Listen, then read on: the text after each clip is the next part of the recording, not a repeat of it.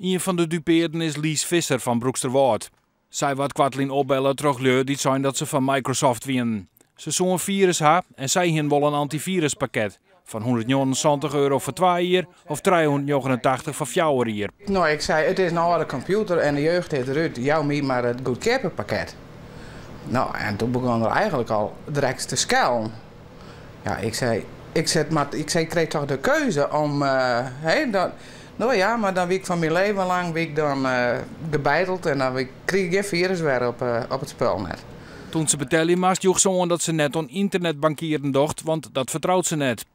Ja, ik zei, stuur maar naar Gero. Ik ga al hier in gebrekkig Engels. En nee, dat dienen ze net. Ik moest terstond betalen en ik moest ek direct naar de auto rijden. Ja, ik zei, dat doe ik net. Ik zei direct die oude zeizen, ik moet het eten op de tafel hebben. En ik ging dan heel skoft aan de telefoon hangen. En nou, ik kon dan met mijn fucking ass, kon ik wel van de stoel afkomen.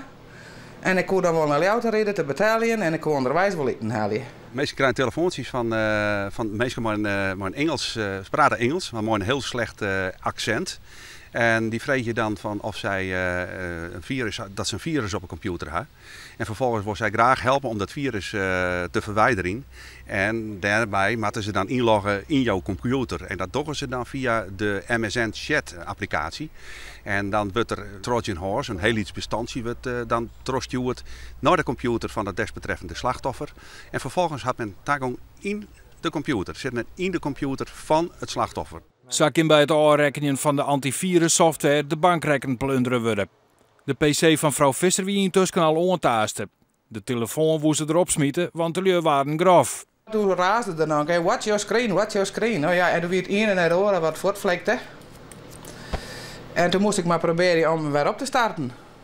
Nou ja, dat weer dus helemaal saboteerd. Helemaal niks meer. De politie vreeg het Elsenien die het wat vergelijkbaars mooi maken had om haar te melden.